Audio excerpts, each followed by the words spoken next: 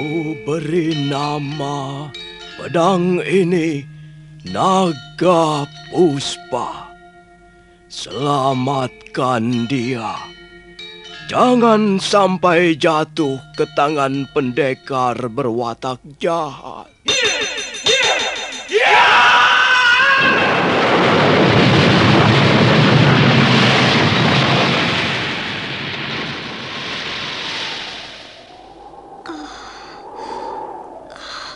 Kakang Kamandanu, kau masih juga tidak percaya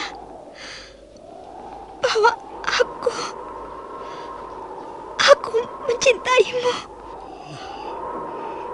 Meisin, maafkan aku, Meisin. Meisin. Meisin!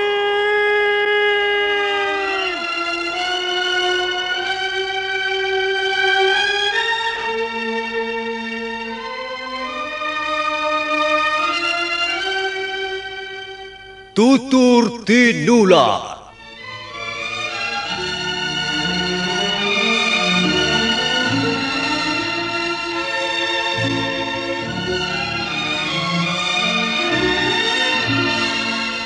Sebuah sandiwara radio serial, produksi Sanggar Cerita dan Teater Sanggar Prativi. Sebuah kisah dengan latar belakang sejarah runtuhnya Singasari dan berdirinya Kerajaan Majapahit.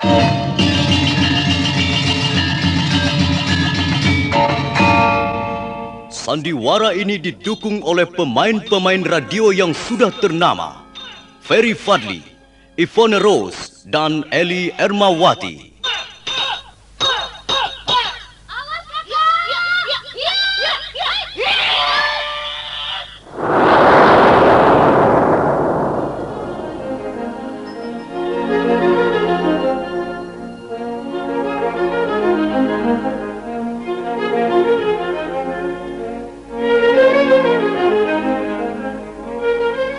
Cerita ini ditulis dan disusun oleh S. Tijab, hiasan musik dan sutradara C. Ispriyonoka.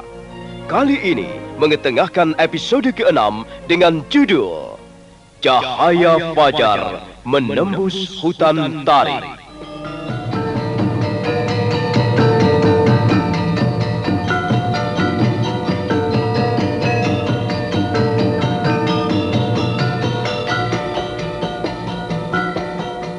Dalam seri ke-155 ini didukung oleh para pemain Harry sebagai Diah Sang Ramawijaya, Mas Sono sebagai Arda Raja, Idris Apandi sebagai Ramapati, Nusri Nurdin sebagai Lembu Sora, Petrus Urspon sebagai Jaya Katwang, Bambang Jeger sebagai Kebo Mundarat, Eli Ermawati sebagai Meisin, Rus dan Dahlan sebagai pedagang, dan Asdi Suhastra pembawa cerita.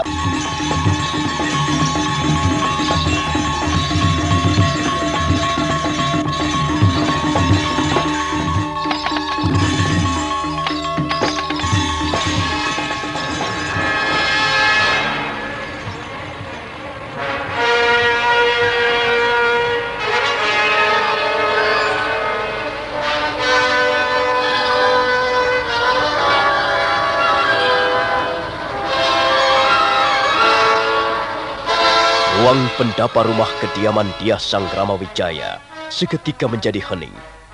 Kata-kata yang diucapkan Arda Raja terasa pedas, terasa panas dan menyakitkan. Wajah Ranggalawe yang duduk di sebelah Lembu Sora kelihatan merah padam. Tapi nampaknya Diah Sang Ramawijaya sendiri berusaha menahan gejolak hatinya.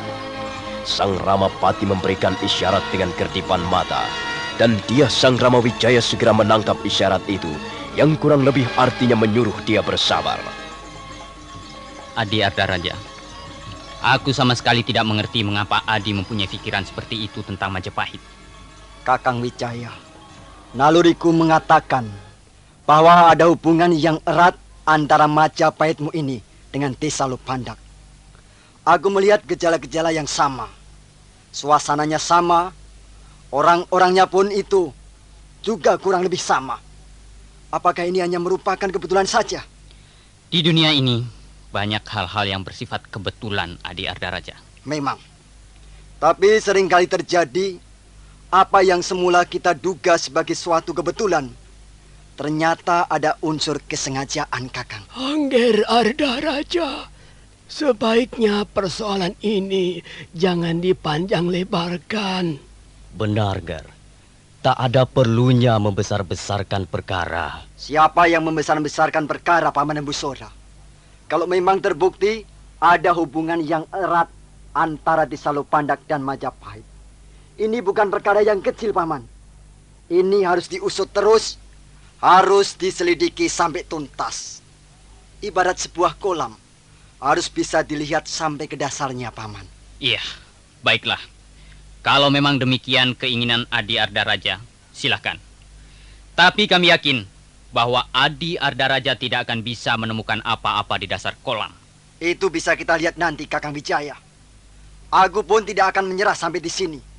Sampai kapan seseorang mampu menyimpan bau busuk di dalam tubuhnya? Adi Ardaraja, kalau kita ingin bicara soal aroma, maka kita juga harus tahu keadaan indera penciuman kita. Di halaman depan itu ada banyak macam tanaman bunga.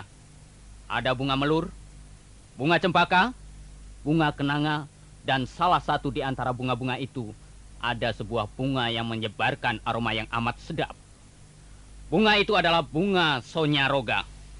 Tapi tentu saja, bagi seseorang yang mempunyai indera penciuman yang tidak sehat, dia tidak akan mampu mencium harumnya bunga sonyaroga. Barangkali yang terjadi adalah sebaliknya. Dia akan mencium bau busuk yang sangat menusuk. Kakang Wijaya, bagaimana kalau seandainya di pedukuhan Majapahit ini ada bunga bangkai? Adi Ardaraja, kami tidak pernah menanam bunga bangkai di tempat yang kami huni selama ini. Entahlah, di tempat lain. Kami tidak tahu. Kakang Wijaya, kau memang pandai bermain dengan kata-kata. Iya. Kau pandai bersembunyi di balik kata-kata. Tapi Ardaraja tidak akan kurang waspada. Sekarang pun, aku sudah mencium bau yang tidak sedap di balik kata-katamu itu. Bau busuk, bau bunga bangkai, Kakang. Adi Ardaraja, kau perlu mengunjungi seorang tabib untuk menyembuhkan indera penciumanmu yang tidak sehat. Kurang ajar. Ardaraja, sudahlah.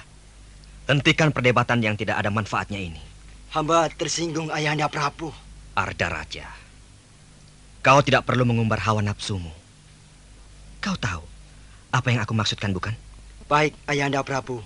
Hamba tahu. Nah, pertengkaran ini tadi tidak perlu diteruskan lagi. Kalian bukan anak-anak kecil lagi. Kalian kuanggap sudah cukup dewasa. Karena itu, kuharapkan kalian bisa mengatasi segala permasalahan dengan sikap yang juga dewasa.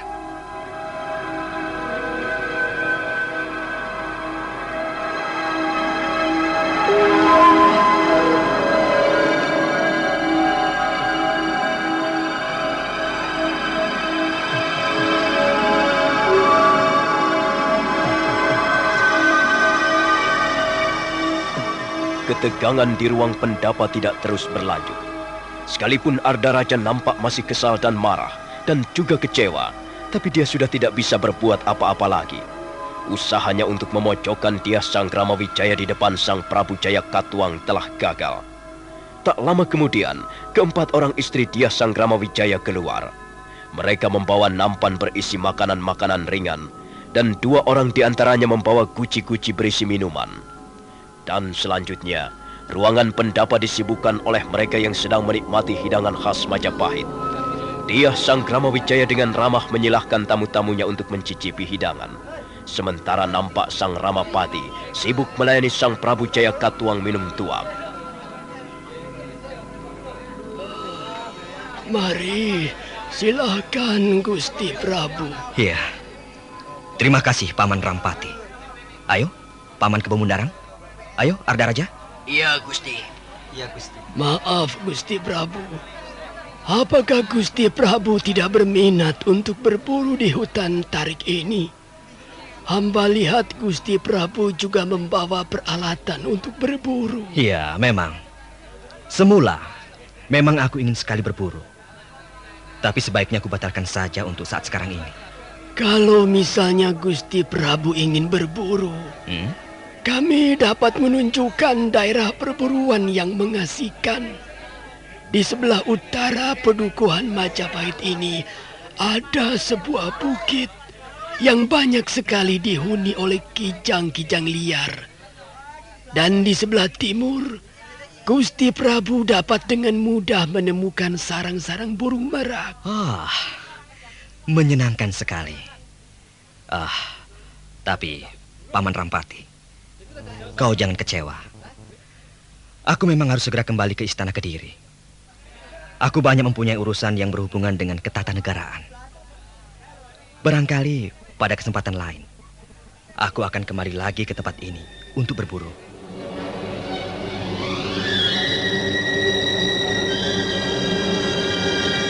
Menjelang lepas tengah hari, Sang Prabu Jayakatwang berpamitan kepada Dyah Sanggramawijaya.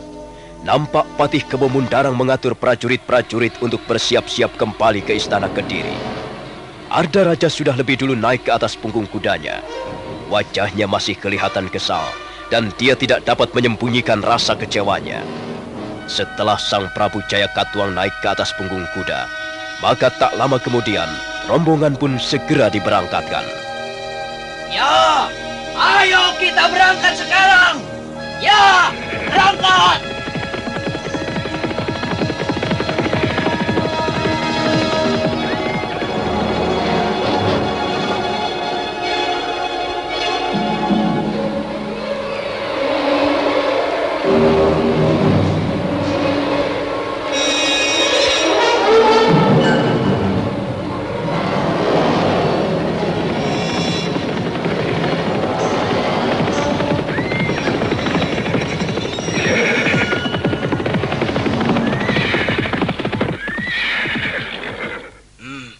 Mengapa berhenti, Gusti Prabu?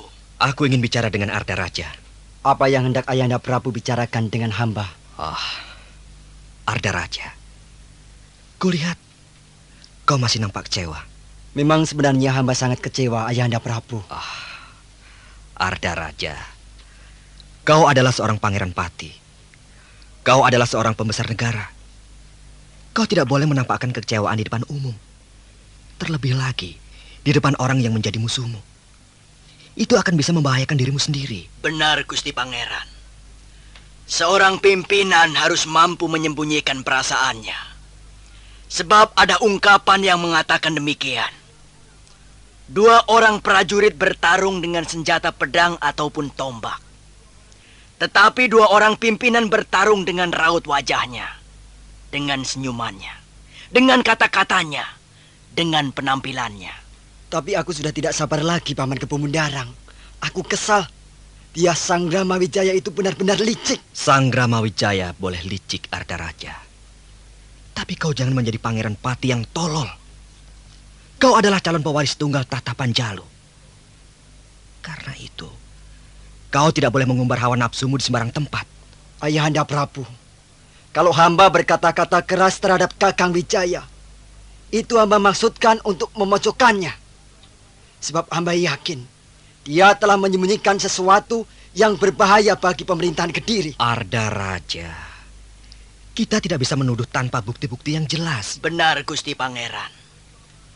Perumpamaan yang Gusti Pangeran kemukakan di ruangan pendapa sangat bagus. Majapahit ibarat sebuah kolam. Dan kita semua tidak tahu apa yang terdapat di dasar kolam. Karena itu sebaiknya kita jangan membuat kolam itu menjadi keruh. Kita harus bersabar dan membiarkan kotoran mengendap di dasar kolam. Dengan begitu kolam akan menjadi jernih dan kita bisa melihat dengan jelas apa yang ada di dalamnya. Paman Kebo Mundarang, bagaimanapun juga aku tetap yakin bahwa Kakang Sanggramawijaya telah menyimpan bangkai busuk di dasar kolamnya. Ardaraja, untuk sementara kau simpan dulu keyakinanmu itu untuk dirimu sendiri. Ya, benar apa yang dikatakan oleh Paman Kebo Mundarang. Kita harus bersabar. Kita harus pandai-pandai menahan hawa nafsu. Kecurigaan yang tidak beralasan bisa menjerumuskan diri kita sendiri. Ya, biarkan saja dulu air kolam menjadi jernih. Tapi bukan berarti kita tidak mengawasi secara ketat apa yang sedang terjadi di Pedukuhan Majapahit. Kita akan terus mengadakan penyelidikan dan pengawasan. Kalau memang suatu ketika terbukti bahwa Sang Gramawijaya telah menyusun kekuatan di desa Majapahit untuk merongrong kewibawaan pemerintahan Kediri, nah, pada saat itulah kita diwajibkan bertindak dengan tegas. Ya, sudahlah Ardaraja. Kau tidak perlu merasa terlalu kecewa. Kunjungan kita kali ini tidak gagal sama sekali. Setidak-tidaknya, kunjungan kita ini akan membuat mereka berpikir 2 kali untuk menyusun kekuatan sebagai lawan tanding pemerintah Kediri. Bagiku, Majapahit tidak lebih dari seekor anak domba. Dan bagaimanapun juga, seekor anak domba tidak akan mampu menggeram seperti seekor singa. Sudahlah. Ayo, kita teruskan perjalanan.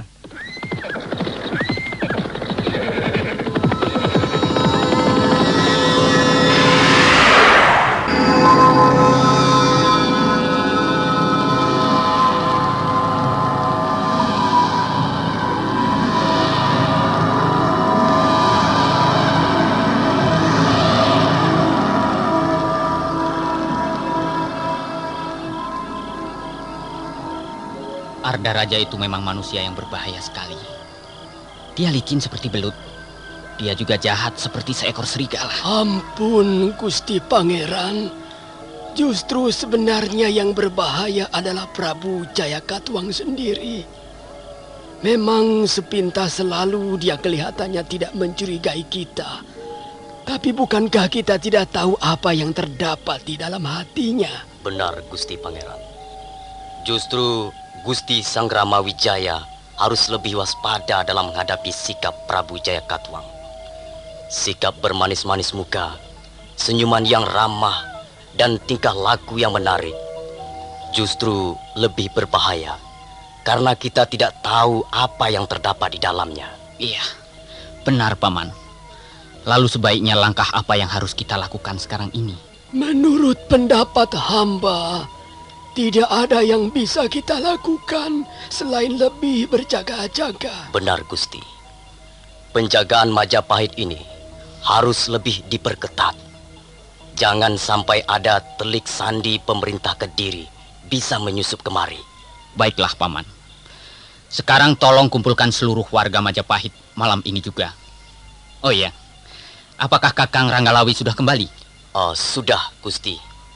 Ranggalawe yang sudah kembali bersama calon-calon prajurit Majapahit yang selama ini bersembunyi di dalam goa-goa di sekitar Dukuh Majapahit.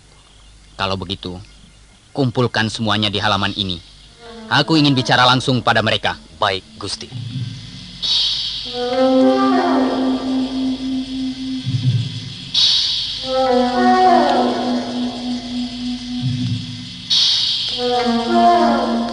Malam itu, halaman rumah kediaman Dyah Sang Gramawijaya nampak dipadati oleh sekumpulan manusia. Mereka semua kurang lebih berjumlah 700 orang. Mereka adalah warga desa Majapahit, dan sebagian adalah calon-calon prajurit Majapahit yang selama ini telah dilatih dalam berbagai hal olah kanuragan. Mereka kelihatan berdiri dengan tegar, menunggu apa yang akan diamanatkan oleh Ratu Gustinya. Tak lama kemudian, Dyah Sang Gramawijaya keluar dari ruangan pendapa dengan diiringi oleh keempat orang istrinya.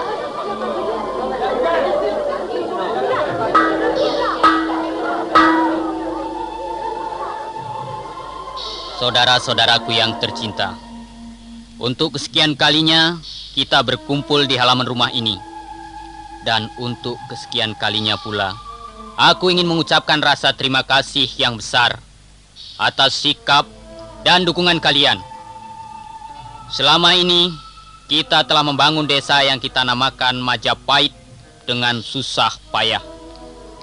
Kita menebang pohon-pohon besar, kita membuka lahan-lahan pertanian, dan kita bercocok tanam untuk menghidupi keluarga kita. Karena itu, kita tidak rela kalau ada orang atau sekelompok orang yang ingin merusak. ataupun menghancurkan apa yang telah kita bangun dengan susah payah ini. Bagaimanapun juga, Majapahit adalah tumpuan harapan kita di masa-masa yang akan datang. Majapahit harus terus kita bina, kita bangun, dan kehadirannya kita tempatkan di atas segala kepentingan pribadi. Majapahit bukan hanya milik satu orang atau dua orang saja. Majapahit adalah milik kita semua. Karena itu, kita harus berani berkorban, berani bekerja keras untuk membela apa yang telah menjadi milik kita bersama. Hidup Majapahit! Hidup Majapahit! Hidup Gusti Sanggrama Wijaya! Hidup Gusti Sanggrama Wijaya!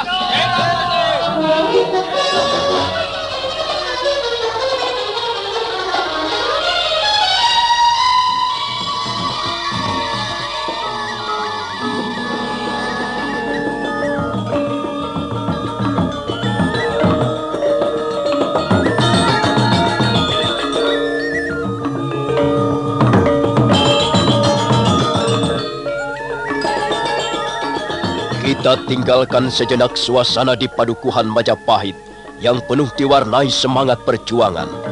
Sekarang marilah kita lihat keadaan di kota Singasari. Kota Singasari yang telah 70 tahun lamanya menjadi pusat roda pemerintahan, sekarang nampak sunyi. Semenjak roda pemerintahan dipindahkan ke Kediri oleh Prabu Jayakatwang, kota Singasari seperti ibaratnya seekor macan tak bergigi lagi. Yang tinggal hanyalah puing-puing kejayaan Sri Rajasa atau Ken Arok di masa lalu sebagai pendiri kerajaan Singasari. Namun begitu, Sang Prabu Jayakatwang masih tetap menganggap perlu kota Singasari dijadikan pusat pemerintahan perwakilan kerajaan Kediri. Dan Mantri Segoro Winotan yang dibekali 2.000 orang prajurit Kediri ditunjuk sebagai penguasa istana Singasari dan sekitarnya. Walaupun kota Singasari sudah menjadi seperti kota tua, namun pasar Singasari yang terletak di sebelah utara alun-alun kelihatannya masih cukup ramai. Setiap 5 hari sekali, pasar itu menjadi sangat sibuk oleh kegiatan para pedagang yang datang dari berbagai desa di sekitarnya. Kelihatannya kau seorang wanita asing. Kulitmu putih dan wajahmu tidak memperlihatkan wajah yang biasanya dimiliki oleh seorang wanita pribumi. Apakah pendapatku ini benar? Pendapat Tuan tidak seluruhnya benar. Ayahku memang seorang pedagang asing, tapi ibuku seorang wanita pribumi. Aku lahir dari darah campuran. Begitu. Lalu siapa namamu? Nama saya Rara Ramuri. Di mana kau tinggal? Saya tinggal di desa Kacipuri. Kacipuri cukup jauh dari sini. Nah, apakah kau masih ingin makan yang lain? Tidak, Tuan. Sudah cukup. Berapa semuanya? Tunggu. Akan saya hitung dulu ya. 10, 5 kepeng, 2 kepeng. Ya. Semuanya 17 kepeng. Baiklah. Akan saya bayar. Aduh. Ada apa? Uang saya. Uang saya hilang, Tuan. Tidak bisa. Kau mau menipu aku ya? Kau pasti seorang penipu. Kau gembel jalanan. Kau makan seenaknya tanpa mau bayar. Kurang ajar. Kau pasti seorang pencuri. Pencuri! Pencuri! Ada pencuri! Tidak, Tuan. Saya bukan pencuri. Saya bukan pencuri, Tuan. Saya bukan pencuri. Ada pencuri! Ada pencuri!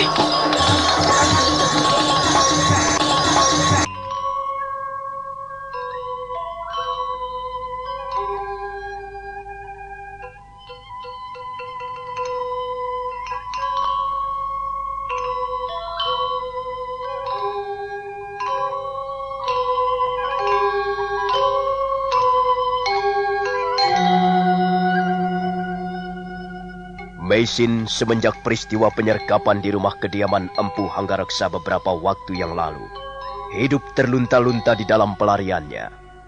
Dia berjalan dengan tujuan yang tidak pasti. Agar jangan mudah dikenali orang, dia sengaja menukar pakaiannya dengan pakaian yang biasa dikenakan seorang gembel jalanan. Rambutnya dibiarkannya acak-acakan, tak pernah disisir. Demikian juga wajahnya kelihatan kotor. Di pagi yang cerah itu, ketika matahari bersinar dengan cemerlang di atas langit, Meisin tiba di pasar Singasari. Dia segera menyelinap di antara kerumunan orang-orang yang sibuk berjual beli. Karena merasa lapar dan haus, dia segera menghampiri seorang penjual makanan. Tapi dia benar-benar terkejut.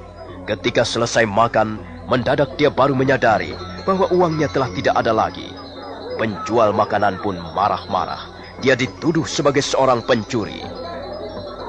Kau pasti seorang pencuri. Tidak, Tuhan.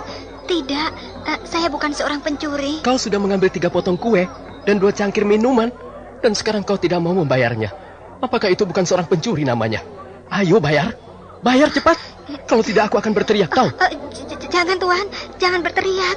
Sabarlah sebentar. Barangkali saya bisa menemukan kembali uang saya yang hilang. Saya akan mencarinya, Tuhan. Apa? Kau mau pergi? Kau mau melarikan diri? Tidak. Ayo tunggu. Kau jangan coba-coba melarikan diri. Tidak, Tuhan. Saya tidak akan melarikan diri.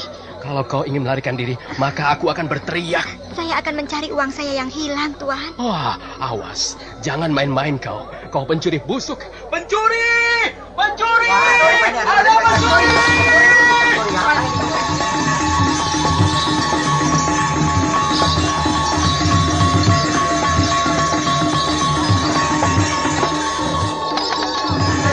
Ada pencuri. Di mana itu tulangnya itu? Apa? Siapa yang mencuri? Lihat Sambal, dia telah mencuri makananku. Dia tidak mau membayar. Uangnya katanya hilang. Bukankah itu sama juga dengan mencuri? Tapi uang saya benar-benar hilang, Tuhan. Mana bisa? Kau gembel jalanan. Mana mungkin kau punya uang? Kau pasti mencuri. Ayo, ngaku saja. Ngaku bahwa kau adalah pencuri. Tapi saya benar-benar tidak mencuri, Tuhan. Ayo Sambang, seret saja orang itu ke tengah-tengah lapangan. Pukul saja dia kalau tidak mau mengaku. Kalau masih juga tidak mau mengaku, bawa saja dia ke istana Singasari. Serahkan pada prajurit-prajurit Kediri. Jangan, Tuhan. Jangan. Saya bukan pencuri. Ampun, Tuhan. Ampun apa? Ayo, ikut aku. Ayo, ikut aku. Kau bandelnya. Mau ikut apa tidak? Ayo cepat. Kemana, Tuhan? Kemana Tuhan akan membawa saya pergi? Pokoknya ikut. Ayo cepat. Atau kau ingin kupukul di sini? Ayo. Ayo.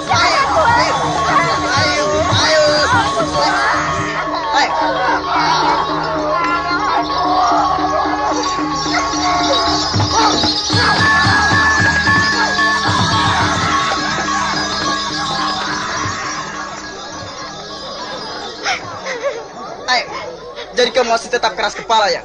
Kau masih juga tidak mau mengakui perbuatanmu yang tercela itu. Kau pencuri busuk, gembel jalanan, pencuri busuk.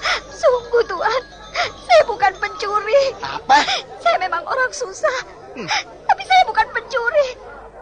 Saya pasti bisa membedakan mana perbuatan yang baik dan mana yang buruk. Pintar ngomong. Aduh. Dengar, kalau kau masih juga tidak mau mengaku perbuatanmu, kau akan kupukul sampai babak belur. Jangan kau kira aku tak kenal wanita-wanita gelandangan seperti kau ini. Wanita seperti kau banyak berkeliaran di sekitar kota Singasari. Mereka pura-pura menjadi pengemis gelandangan, tapi sebenarnya mereka hanya untuk mencari kesempatan pencuri. Orang-orang seperti kau ini mesti ditangkap dan dipenjarakan. Orang-orang seperti kalian ini hanya mengganggu pemandangan di dalam kota saja. Tuhan tidak bisa menuduh tanpa bukti. Kau makan tanpa mau bayar, apakah itu bukan bukti? Saya bukan tidak mau bayar, Tuhan. Uang saya hilang, dan saya bersedia mencari kembali uang saya hingga ketemu. Saya bukan pencuri, Tuhan. Kurang ajar. Kau berani melorot padaku ya? Oh, Tuhan sungguh kejam. Tuhan telah berbuat sewenang-wenang. Ya, aku memang kejam. Orang seperti kau ini tidak perlu diperlakukan dengan baik. Nih, rasakan. Sambang, centeng pedagang pasar Singasari itu, terus mengayunkan tangannya bertubi-tubi. Meisin mengaduh kesakitan, dan beberapa kali dia tersungkur jatuh kena hantaman tangan laki-laki bertampang kasar itu.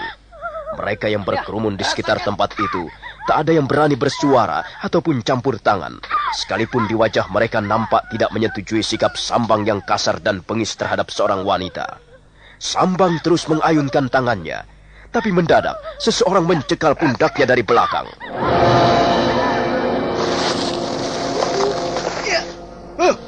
Siapa kau? Sabar kawan, sabarlah, tenang. Kau jangan turut campur urusanku. Ayo minggirlah, kalau tidak, kau pun akan menjadi sasaran pukulanku. Tenang kawan, aku sama sekali tidak bermaksud mencampuri urusanmu. Aku hanya menaruh iba melihat seorang perempuan yang tidak berdaya dianiaya. Apakah dia sanak familimu? Bukan, dia bukan apa-apaku. Kalau begitu minggirlah. Wanita gelandangan ini sudah berani mencuri di pasar Singasari. Karena itu, dia harus mendapat hukuman yang setimpal. Apakah sudah terbukti bahwa dia mencuri? Itu bukan urusanmu. Kau bukan seorang penghulu pengadilan. Apa hakmu untuk bertanya seperti itu? Cepat minggir. Kau jangan membuat perkara denganku. Apa kau tidak kenal dengan Sambang? Aku kenal siapa kau. Kau adalah Sambang, salah seorang pendekar yang kemudian bercokol di pasar Singasari untuk mencari sesuap nasi. Kurang ajar. Rupanya kau bermaksud menjajal kemampuanku. Rupanya kau mempunyai kebiasaan juga. Aku hanya orang biasa, Sambang. Aku tidak lebih dari mereka yang berkerumun di tempat ini. Aku adalah salah seorang rakyat jelata. Aku bukan pendekar. Aku juga bukan prajurit. Dan lebih-lebih lagi, aku bukanlah seorang centeng pasar. Kau sombong.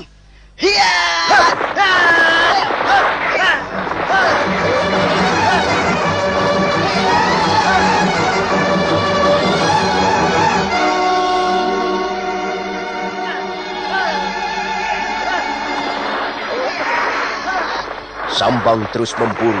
Dengan jurus-jurusnya yang berbahaya, dia terus mengepung lawannya. Kadangkala dia menyepak atau menendang, dan pada saat lain dia menjotoskan buku-buku tangannya yang kasar. Tapi orang yang menjadi lawannya ternyata cukup tangguh. Pertarungan menjadi semakin sengit.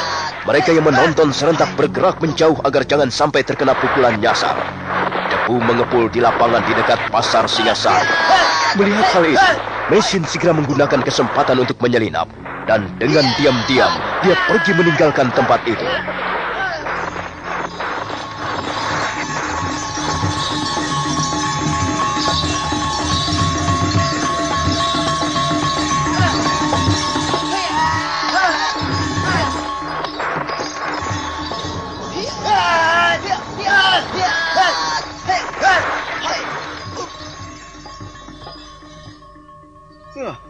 Kurang ajar. Kau telah membuat malu aku. Kau keliru, Sambang. Yang membuatmu malu adalah perbuatanmu sendiri, bukan aku. Berdebah, setan alas. Jangan banyak bicara. Dan jangan keburu berbangga hati. Sekalipun aku belum dapat merobohkanmu, tapi kau pun belum dapat dikatakan mengalahkan aku. Hayo, kita lanjutkan lagi permainan ini. Tapi tunggu dulu. Kau belum menyebutkan siapa namamu. Aku tidak pernah bertarung dengan orang yang belum pernah ku kenal namanya. Baiklah, baik. Kalau kau ingin tahu namaku, dengar baik-baik. Namaku Kitalat Wajah. Nah, kau sudah puas sekarang? Bagus. Bagiku mengetahui siapa namamu adalah penting. Jangan sampai aku membunuh orang yang tidak ku ketahui siapa namanya. Nah, bersiaplah Kitalat Wajah. Sambang lalu melompat mundur sejauh 3 batang tombak. Sementara itu Kitalat Wajah kelihatannya masih tenang-tenang saja. Sedangkan penonton yang berkerumun di sekitar tempat itu menjadi berdebar-debar. Rata-rata mereka tahu siapa Sambang. Mereka juga tahu bahwa pendekar itu adalah manusia yang kejam, yang tidak segan-segan mencabut nyawa orang yang menjadi musuhnya. Kitalat Wajah, kalau kau dapat menahan jurus pisau mautku ini, maka aku terima kalah.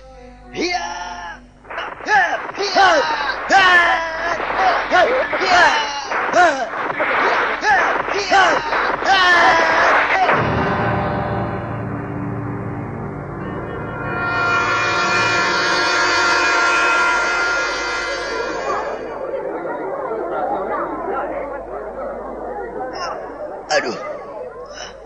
Nah, bagaimana Sambang? Apakah kau masih berminat untuk meneruskan permainan ini dengan jurus pisau mautmu tadi? Ayo, berdirilah. Aku siap menanti serangan berikutnya.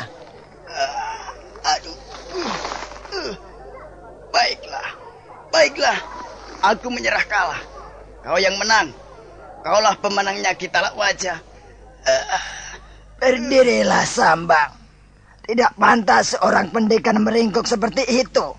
Berdirilah. Aku tahu. Sebenarnya kau orang yang baik. Kau hanya kurang pengajaran.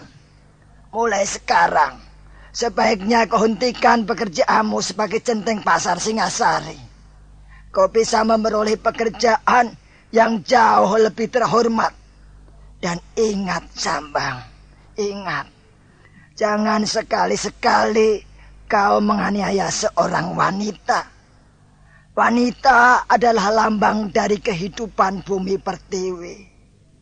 Barang siapa menghina seorang wanita begitu rendah, maka itu berarti dia telah menghina bumi kelahirannya sendiri. Dia telah merendahkan derajat tanah tumpah darahnya sendiri. Bukankah benar apa yang kukatakan ini? Bagaimana pendapatmu, saudara-saudara? Seorang wanita adalah makhluk yang lemah. Dia wajib kita lindungi dari mara bahaya. Dia adalah pencerminan dari ibu kita. Jika ada seorang laki-laki telah menganiaya dan menghina seorang wanita, maka berarti dia telah berani menampar wajah ibunya sendiri. Laki-laki seperti itu tidak pantas kita hormati. Derajatnya lebih rendah dibanding derajat seekor hewan. Bagaimana? Kalian setuju dengan pendapatku? Aku tidak setuju.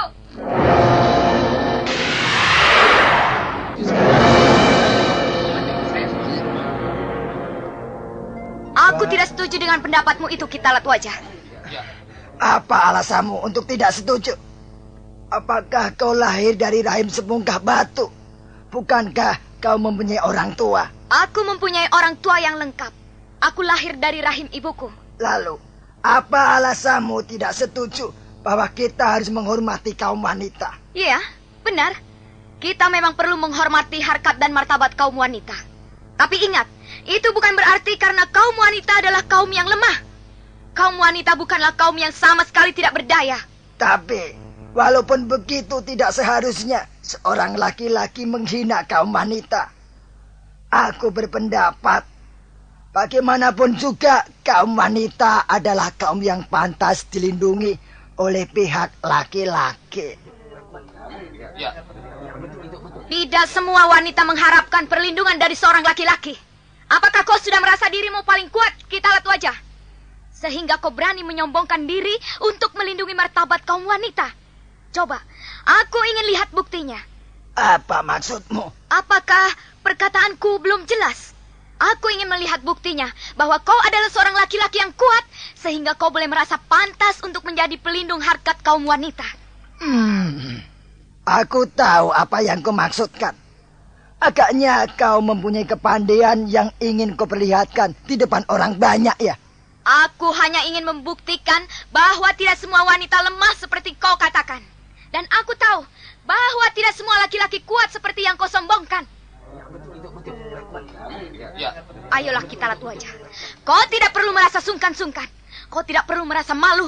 Ayolah, pasang kuda-kudamu. Dan marilah kita mainkan 2 atau 3 jurus. Aku tidak ingin berbaku hantam dengan seorang wanita. Itu sudah merupakan pendirianku sejak dulu. Oh, kukira kau bukanlah seorang laki-laki yang berjiwa pengecut, Kitalak Wajah. Kau ini sebenarnya siapa? Apa maksudmu membuat gara-gara denganku? Nanti kau akan tahu sendiri siapa aku ini, Kitalat. Sebab, kalau ku sebutkan namaku sekarang, aku khawatir kau akan lari tunggang langgang. Kau sombong sekali. Mungkin kau benar, aku sombong. Mana yang lebih baik menjadi orang sombong atau penakut? Ayo, Kitalat Wajah. Aku menantangmu, adu kekuatan. Aku menantangmu, adu ilmu kanuragan.